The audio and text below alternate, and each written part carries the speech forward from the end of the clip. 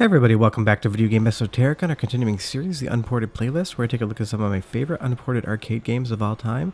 And today we're taking a look at Bucky O'Hare by Konami. Now this is based in part on both a comic book and a television series, and I will say I do not remember Bucky O'Hare being a thing as a kid. I don't remember the comic books, I don't remember the TV show, but I do remember the arcade game, and damn is it a good one. Before we get too far involved though, do me a huge favor, go down below, hit like, subscribe, and that notification bell definitely helps us out. And if you feel so inclined and want to support the channel and what we do here, we have a Patreon link down below as well.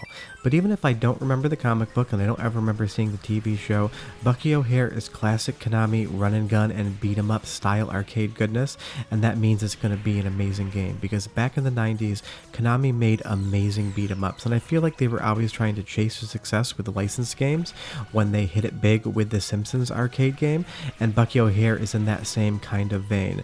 And while I know this wasn't as successful for Konami as the Simpsons was, it is an absolutely beautiful game to look at, it's an amazing game to play, and it has absolutely everything I want in a 2D arcade game. But you'll see here, it's a really fun environment, and not knowing a ton about the animated show or the comic book, I don't know what all the backstory is, but I love that all of the enemies are toad or frog based, and I love how they march in with their webbed hands, and the guns even have a handle to deal with that webbing. There's so much detail in all the sprite work, there's so many sprites moving around at once. It has absolutely everything that I love, and I love the colorful graphics and the kind of cartoony nature to it.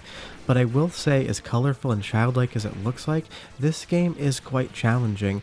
You're going to pump a lot of quarters into it if you're in an arcade, and of course if you're not, and you're playing on free play or just using virtual quarters, it won't matter. But as kid-friendly as this game looks and sounds, there is a lot of challenge going on, and I really like that. I will say this is also a relatively long arcade game. It takes about 40 minutes from start to finish to beat it if you're decent at it. If you're good at it, it'll probably take shorter, and if you're terrible at it, it'll definitely take longer. But I love all the enemies, how they're reptile or frog-based. Now Bucky O'Hare is a rabbit. I like how they kind of play around with those animals, and you even get these little intercut stories between stages. Of course, being an arcade game, the story's not that elaborate, but it's a little bit more story than you usually get, and I'll let you listen to the voice acting a little bit, but it is good for an arcade game and for a video game from the 90s in general. But if you're looking for another run and gun beat 'em up to play, and you've never heard of Bucky O'Hare before, 100% after you're done with the video, download it and figure out how to play it however you can. Because I love the game and how it changes things up as well. The first stage was just, move right, beat 'em up, but now we have this kind of 2.5D isometric viewpoint where you have that rock wall on the left, giving you a really good sense of scale. Konami always did amazing work with sprites, and it's no different here in Bucky O'Hare. There's a good depth to the scene, everything looks like it's receding into the background, they play around with perspective, and it's just a ton of fun. And then you get things like frog spaceships. You can't help but smile when you play this game. It's colorful, it's cheery, it's challenging, it has everything that I personally like. Now I get that some people don't like the super bright visuals and the colorful cartoony nature, they want more of a serious arcade game, and I can understand that even if I don't agree with it. But trust me, if this doesn't look like something that is appealing to you visually, still play the game, because mechanically there is a ton of fun to be had, and there's a lot of diversity in it as well, because the next stage you're going to be going into is a shmup. It's not a beat 'em up, it's not a run and gun.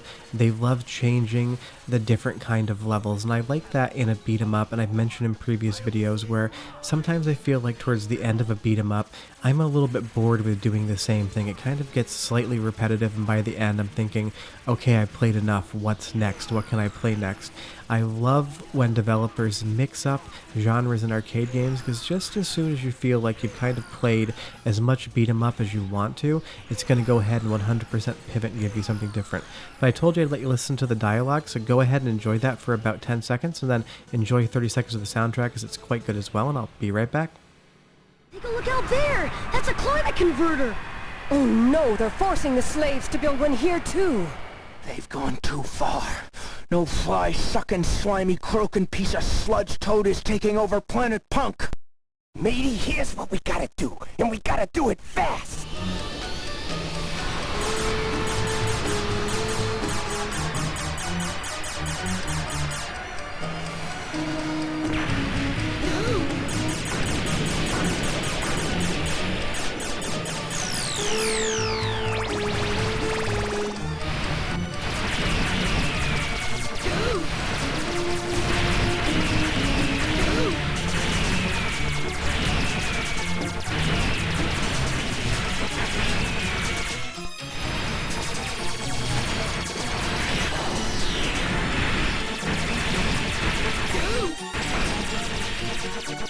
I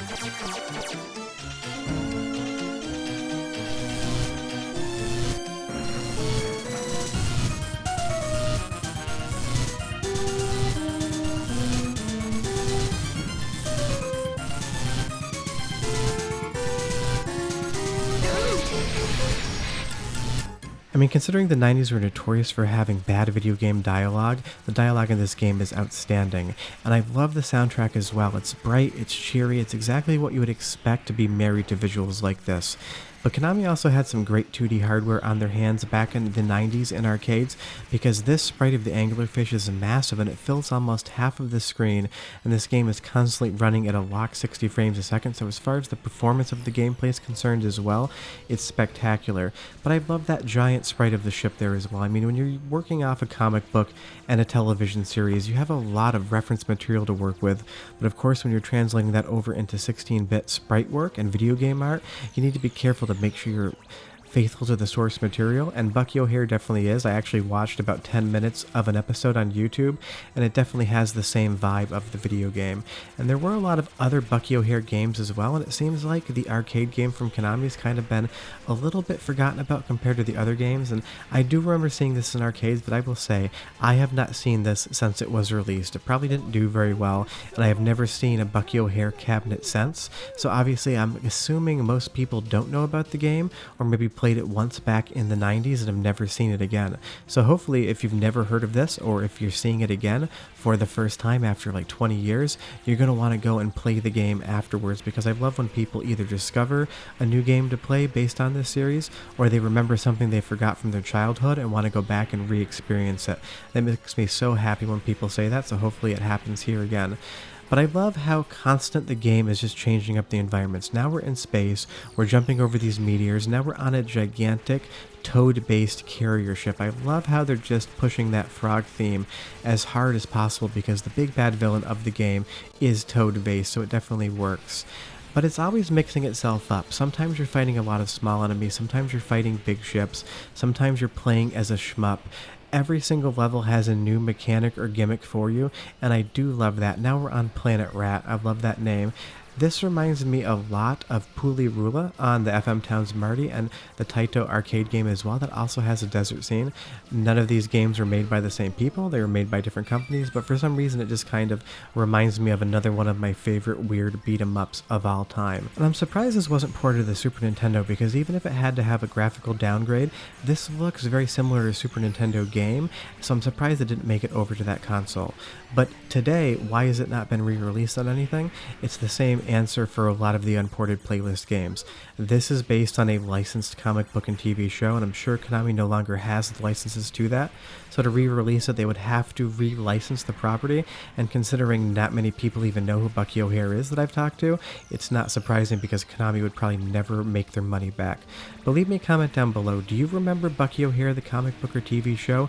Because maybe I just 100% missed it as a kid, but I do not remember ever seeing any Bucky O'Hare items outside of video games, and I didn't even realize that it was based on a comic book or TV show back in the 90s. I just thought Konami made an arcade game based on a frog and a rabbit and went from there. But yeah, that's Bucky O'Hare. If you're looking for an awesome hybrid beat 'em up, run and gun, and shmup game, you can do a lot worse than this game, and I just can't say enough again how pretty it is. The visuals are amazing, the soundtrack's amazing, the gameplay's amazing, it is quite challenging. This is the total package as far as I'm concerned for what I personally like to play when it comes to arcade games, but I've always loved those really bright, cheery visuals. But yeah, leave me a comment down below. I'd love to hear what you think about the game, if you played it before, if you're planning on playing it after the video. But like I mentioned earlier, do me a huge favor, go down below, hit like, subscribe, that notification bell definitely helps us out. And I've only shown you guys about the first half of Bucky O'Hare. There's so much more, and I will upload the full game on Unported Playlist Long Play next week. But short of that, I will be back next Sunday with more arcade games, and I'll have videos throughout the week as well. But if you've never played Bucky O'Hare, go and do it. See you guys next time. Bye-bye.